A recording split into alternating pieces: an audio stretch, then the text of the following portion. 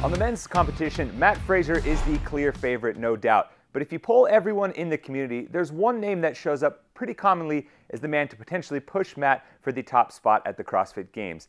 Canada's Pat Vellner has been a multi-year podium athlete at the Games, and he joined me earlier this week via Skype to talk about how he's tackling the 2019 season. Kind of weird. You already have a spot locked up to the Games before this Open even starts. How's that affecting your approach as far as the rest of the season goes? It's interesting. It's a weird position to be in. I want to say it's like the first time you ever go into an Open without the stress, knowing that it doesn't have to be 5 weeks of anxiety. But there is still, obviously, we know that the Open scores are going to affect seeding a little bit. So now I'm basically just playing for seeding, and that's something that I think is valuable still. Some people might not put a ton of value in it, but I think, if you can start in a better heat, you definitely get an advantage from that. So I'm going to try to play for the advantage, but it is nice that I don't need to worry a ton. I may not live and die by some scores, and there might be some redos that if I really don't want to do it, I just don't do it.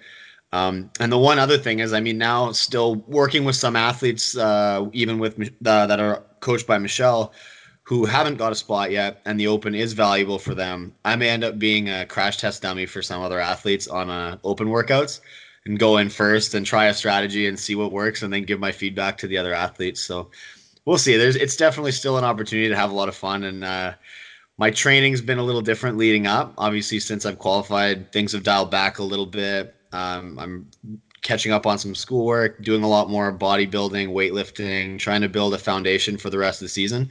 So we'll see if my heart can keep up when we get back to the conditioning. But I don't know. I feel like the first week or two might hit hard, and then I'll be all right. I got to say, I love the sound of the second fittest man on earth being a crash test dummy for other people in the Open. Something, something about that maybe just doesn't quite sit right. But maybe looking forward past the Open now. Obviously, you won Wodapalooza, but there are a ton of other sanctioned events still on the docket for the season. Are you doing any other sanctioned events, and maybe why did you pick one over the other in particular? So the only one I've planned to do right now is the Rogue Invitational in the end of May there. And basically, there's a lot going on between now and then and like after the Open. But because of school, I actually finished my school completely on the 2 days before that event runs, I think. So I'm done all my clinic duties, and I can go and be completely done school. So it's sort of a nice send-off at the end of school, and I can just go compete, focus on that. It's a good chance to win some money. There's big prize purses there. There's prizes for individual events and whatnot, so a lot of people are going to take home some money. And for me, it's also a chance to go compete against Mat again, at least once before the season starts or before the games start.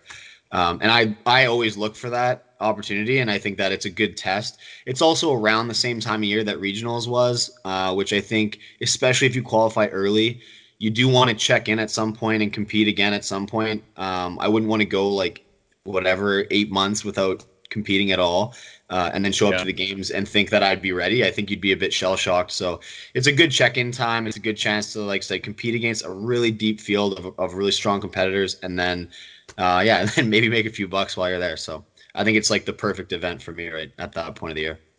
Most people celebrate graduating by going to Mexico and spending money. I think you're going to Ohio and trying to make money. It's a little different approach there, man.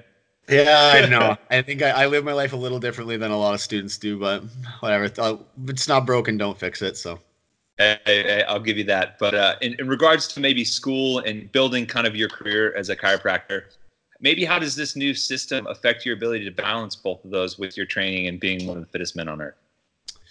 So it's different because this year it's actually not been a big deal, fortunately, because I managed to qualify first try early in the season.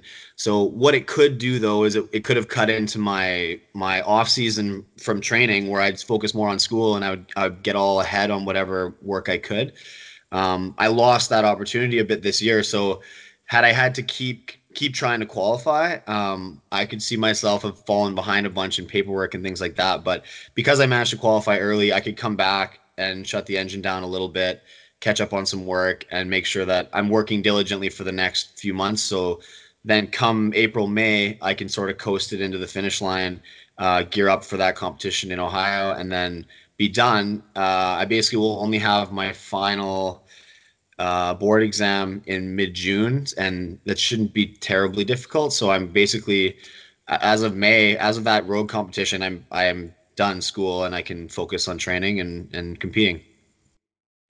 You mentioned that competition, the Rogue Invitational in May, and the opportunity to go against Matt as a kind of a way to test where you're at in the season. Most people consider you the favorite, though, to be able to push Matt. And in your own words, you said you wanted to be able to kind of make Matt sweat on that final day of competition at the games.